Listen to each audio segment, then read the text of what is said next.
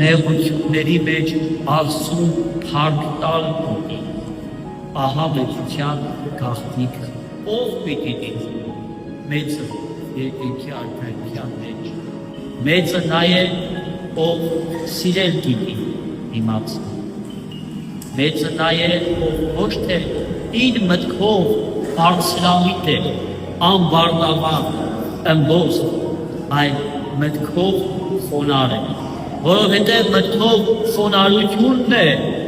որ մարդուն տանում է մեծության, մեր Տերը ցույց տվեց մեծության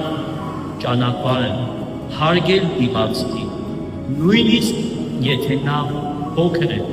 սիրել դիմացին, մեր Տերն ասեց, ով ձեր մեջ ուզում է մեծ լինի,